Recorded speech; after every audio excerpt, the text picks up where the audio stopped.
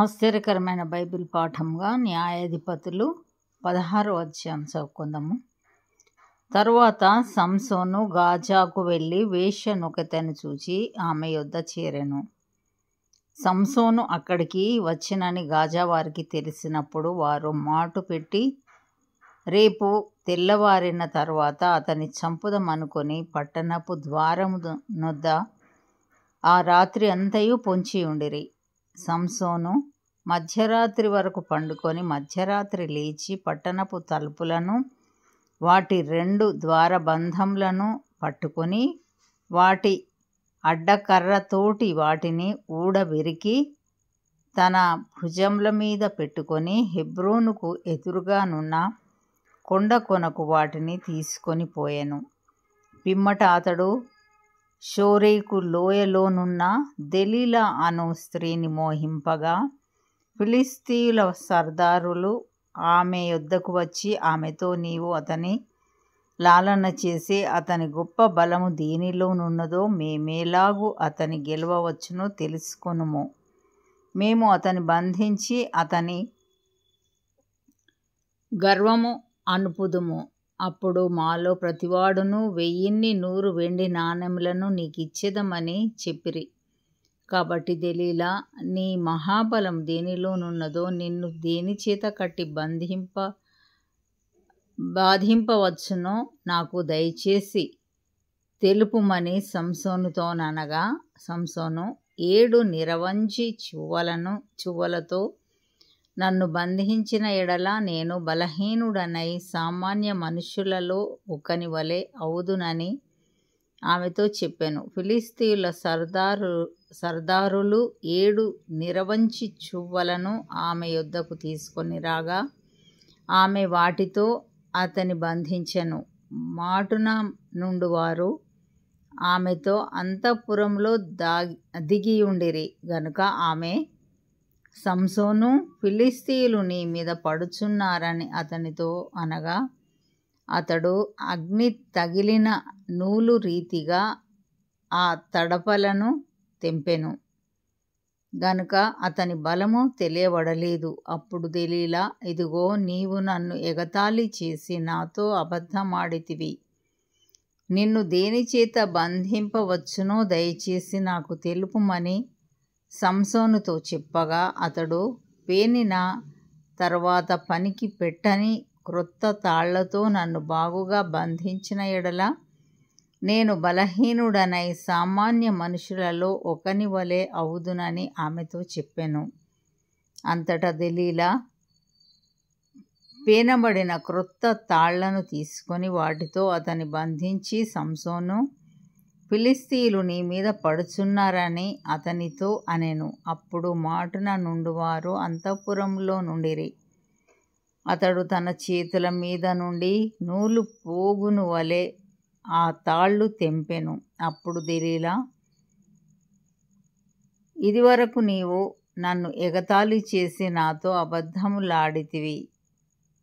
నిన్ను దేని వలన బంధింపవచ్చునో నాకు తెలుపుమని సంసోనుతో చెప్పగా అతడు, నీవు నా తల జడలు 7 అల్లిక అల్లిన ఎడల సరి అని ఆమెతో చెప్పెను. అంతటా ఆమె మేకుతో దాని దిగగొట్టి, సంసోను, ఫిలిష్తీయులు నీ మీద పడుచున్నారని అతనితో చెప్పినప్పుడు అతడు నిద్ర మేలుకొని మగ్గపు మేకును నేతను ఊడదీసికొని పోయెను.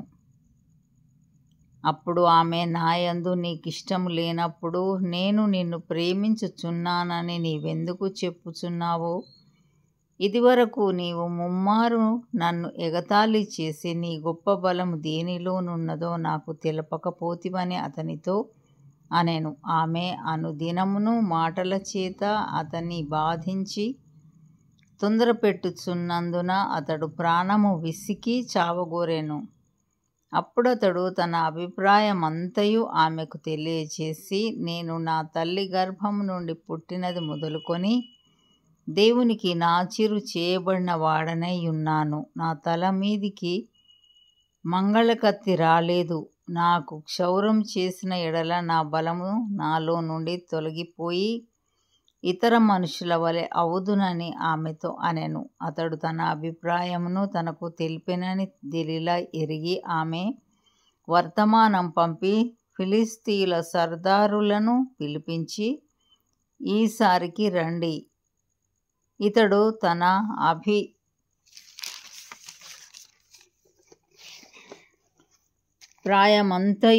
నాకు తెలిపెననెను. ఫిలిష్తీయుల సర్దారులు రూపాయిలను చీత పట్టుకొని ఆమె యొద్దకు రాగా, ఆమె తన తొడ మీద అతని నిద్రపుచ్చి ఒక మనుష్యుని పిలిపించి వాని చేత అతని తల మీది 7 జడలను క్షౌరం చేయించి అతని బాధించుటకు మొదలుపెట్టెను. అప్పుడు అతనిలో నుండి బలము తొలగిపోయెను. ఆమె, సంసోను, ఫిలిష్తీయులు నీ మీద పడుచున్నారనగా అతడు నిద్రమేలుకొని, ఎప్పటి అట్లు నేను బయలుదేరి విడచిమ్ముకొందుననుకొనెను. అయితే యెహోవా తనను ఎడబాసెనని అతనికి తెలియలేదు. అప్పుడు ఫిలిష్తీయులు అతన్ని పట్టుకొని అతని కన్నులను ఊడదీసి గాజాకు అతన్ని తీసుకొని వచ్చి ఇత్తడి సంకెళ్ళ చేత అతన్ని బంధించిరి. అతడు బందీగృహంలో తిరగలి విసరువాడాయెను. అయితే అతడు క్షౌరం చేయబడిన తర్వాత అతని తల వెంట్రుకలు తిరిగి మొలుచుటకు మొదలుపెట్టెను. ఫిలిష్తీయుల సర్దారులు, మన దేవత మన శత్రువైన సంసోనును మన చేతికి అప్పగించి ఉన్నదని చెప్పుకొని తమ దేవత అయిన దాగోనుకు మహాబలి అర్పించుటకును పండుగ ఆచరించుటకును కూడుకొనిరి. జనులు సంసోనును చూచినప్పుడు, మన దేశమును పాడు చేసిన వాడును మనలో అనేకులను చంపిన వాడునైన మన శత్రువుని మన దేవత మన చేతికి అప్పగించి ఉన్నదని చెప్పుకొనుచు తమ దేవతను స్తుతించిరి. వారి హృదయములు సంతోషముతో నిండి ఉండగా వారు, మనము పరిహాసము చేయుటకు సంసోనును పిలిపించుదము రండని సంసోనును బందీగృహం నుండి పిలువనంపిరి. వారు అతని చూచి గుడి స్తంభముల మధ్యను అతని నిలువబెట్టి పరిహాసము చేయగా, సంసోను తన చేతిని పట్టుకొనిన బంటులతో ఇట్లనెను, ఈ గుడికి ఆధారంగానున్న స్తంభములను నన్ను తడవనిచ్చి విడువుము, నేను వాటి మీద ఆనుకొందును. ఆ గుడి స్త్రీ పురుషులతో నిండి ఉండెను. ఫిలిష్తీయుల సర్దారులందరూ అక్కడ నుండిరి. వారు సంసోనును ఎగతాళి చేయగా గుడి కప్పు మీద స్త్రీ పురుషులు రమారమి 3000 మంది చూచుచుండిరి. అప్పుడు సంసోను, యెహోవా ప్రభువా, దయచేసి నన్ను జ్ఞాపకం చేసుకొనుము. దేవా, దయచేసి ఈసారి మాత్రమే నన్ను బలపరచుము. నా 2 కన్నుల నిమిత్తము ఫిలిష్తీయులను ఒక్కమారే దండించి పగ తీర్చుకొననిమ్మని యెహోవాకు మొర్రపెట్టి, ఆ గుడికి ఆధారంగానున్న 2 మధ్య స్తంభములలో ఒకదానిని కుడి చేతను ఒకదానిని ఎడమ చేతను పట్టుకొని, నేనును ఫిలిష్తీయులను చనిపోదుము గాక అని చెప్పి బలముతో వంగినప్పుడు గుడి ఆ సర్దారుల మీదను దానిలోనున్న జనులందరి మీదను పడెను. మరణకాలమున అతడు చంపిన వారి శవముల లెక్క జీవితకాలమందు అతడు చంపిన వారి లెక్క కంటే ఎక్కువాయెను. అప్పుడు అతని స్వదేశ జనులను అతని తండ్రి ఇంటి వారందరును కూడి అతనిని మోసుకొని వచ్చి జొర్యాకును ఎష్తాయోలుకును మధ్యనున్న అతని తండ్రి అయిన మనోహ సమాధిలో అతన్ని పాతిపెట్టిరి. అతడు 20 సంవత్సరములు ఇశ్రాయేలీలకు అధిపతిగా నుండెను. ఇంతటితో ఈ దినం కొరకైన బైబిల్ పాఠము సరి.